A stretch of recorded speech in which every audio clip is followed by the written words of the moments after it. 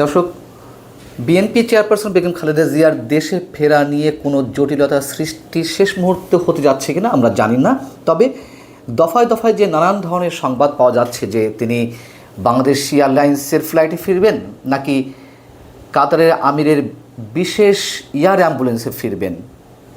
কাতারের আমিরের এই বিশেষ এয়ার অ্যাম্বুলেন্স কি ডক্টর মোহাম্মদ ইউনূস কোনোভাবে আটকে দেওয়ার চেষ্টা করেছিলেন?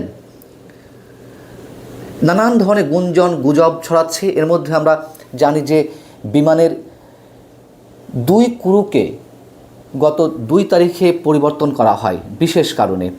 যেহেতু খালেদা জিয়া দেশ থেকে চিকিৎসার জন্য বিদেশে যাওয়ার পর তিনি আর ফিরতে পারবেন কিনা এমন একটি সন্দেহ দায়িত্বশীলদের মাঝেই খুব প্রকট ছিল।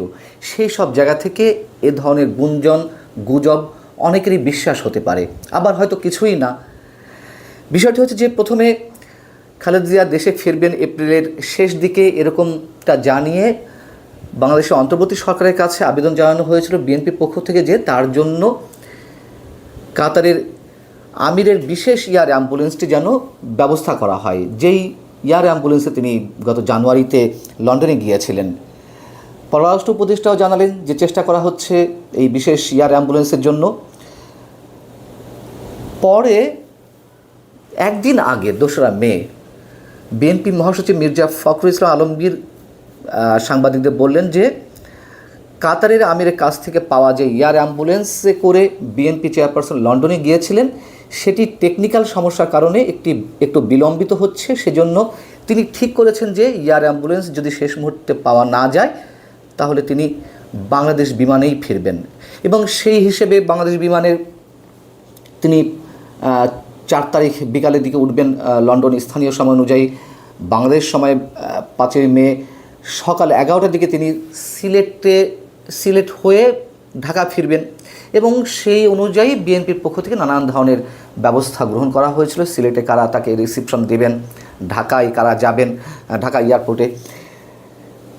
পরবর্তীতে হঠাৎ করে শনিবার বিকালের দিকে বিএনপি মহাসচিব মির্জা ফখরুল ইসলাম আলমগীর জানালেন যে খালেদা জিয়া বিমান বাংলাদেশ এয়ারলাইন্সের ফ্লাইটে নয়, তিনি শেষ পর্যন্ত কাতারের আমিরের পাঠানো এয়ার অ্যাম্বুলেন্সে করে দেশে ফিরছেন। টেকনিক্যাল সমস্যার কথা বলে আবার আমরা জানতে পারলাম যে না, সেই বিশেষ এয়ার অ্যাম্বুলেন্সেই তিনি ফিরবেন।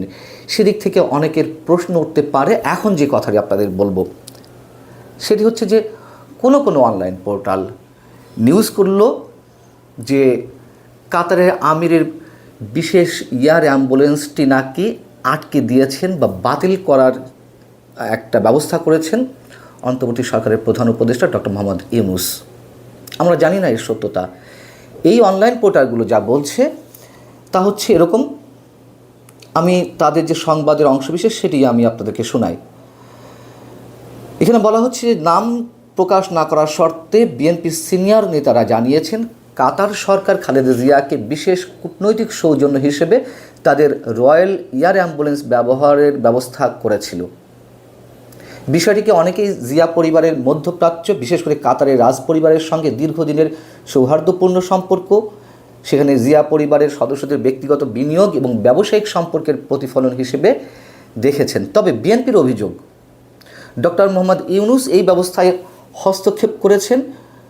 খালেদা জিয়ার আন্তর্জাতিক গুরুত্ব এবং সম্ভাব্য রাজনৈতিক প্রভাব নিয়ে বিরক্ত হয়ে ডক্টর মোহাম্মদ ইউনূস পর্দার আড়ালে তার প্রভাব খাটিয়ে এই ব্যবস্থা বন্ধ করেছেন। অর্থাৎ যখন জানা গেল যে না, এই বিশেষ এয়ার অ্যাম্বুলেন্সটি পাওয়া যাচ্ছে না, তার পরবর্তীতে ডক্টর মোহাম্মদ ইউনূসকে নিয়ে এই গুঞ্জন এবং বিএনপি নেতারা এই কথাগুলো বলছেন। বিএনপির একজন যুগ্ম মহাসচিব বলছেন এটি একটি সুপরিকল্পিত কাজ ছিল। ডক্টর ইউনূস তার আন্তর্জাতিক যোগাযোগ ব্যবহার করে খালেদা জিয়ার কাতার রয়্যাল এয়ার অ্যাম্বুলেন্সে ফেরা বন্ধ করেছেন। তার উদ্দেশ্য স্পষ্ট নয়, তবে এটা বোঝা যায় খালেদা জিয়ার আন্তর্জাতিক প্রভাব ডক্টর মোহাম্মদ ইউনূস ও তার সহযোগীদের পছন্দ হচ্ছিল না। যা পরবর্তীতে আমরা তো বিএনপি মহাসচিবের কাছ থেকে জানতে পারলাম যে কাতারের রয়্যাল এয়ার অ্যাম্বুলেন্সটি পাওয়া গেছে এবং সেটিতেই তিনি ফিরবেন। যদিও একদিন আগে তিনি বলছেন যে টেকনিক্যাল সমস্যায় সেটি পাওয়া যাচ্ছে না, অতএব বাংলাদেশ বিমানের এয়ারলাইন বাংলাদেশ বিমানের ফ্লাইটে তিনি ফিরছেন। এদিকে 3রা মে আরেকটি ঘটনা ঘটল, 2রা মে। সেটি হচ্ছে যে যেই ফ্লাইটে খালেদা জিয়ার দেশে ফেরার একটা চূড়ান্ত প্রস্তুতি নেওয়া হয়েছিল বাংলাদেশ বিমানের, সেটি হচ্ছে বাংলাদেশ এয়ারলাইন্সের BG202 ফ্লাইট। এই ফ্লাইটে যাদের দায়িত্ব পালনের কথা ছিল, প্রাথমিকভাবে যাদেরকে চূড়ান্ত করা হয়েছিল, যে 2 ক্রু সেখানে থাকার কথা ছিল, তারা হচ্ছেন আল কুবরুন নাহার কসমিক এবং মোহাম্মদ কামরুল ইসলাম বিপন। বিমানের সংশ্লিষ্ট গোয়েন্দা সূত্র যে কথাগুলো বলছে তা হচ্ছে নিরাপত্তাজনিত শঙ্কা ও রাজনৈতিক সংশ্লিষ্টতার অভিযোগের ভিত্তিতে ওই 2 ক্রুকে পরিবর্তন করা হয়। এর মধ্যে একজন আল কুবরুন নাহার কসমিক, তিনি নাকি ক্ষমতাচ্যুত প্রধানমন্ত্রী শেখ হাসিনার বোন শেখ রেহানা যে ফ্লাইটে আসা যাওয়া করতেন দেশের বাইরে থেকে, সেই ফ্লাইট পরিচালনা করতেন এবং আওয়ামী লীগ সরকারের সঙ্গে বেশ ঘনিষ্ঠতা ছিল। এই ঘনিষ্ঠতার সুবাদে তিনি নানান ধরনের সুযোগ সুবিধা গ্রহণ করেছেন। তার বিরুদ্ধে 18 বার কারণ দর্শানো নোটিশও নাকি জারি করা হয়েছিল। আর একজন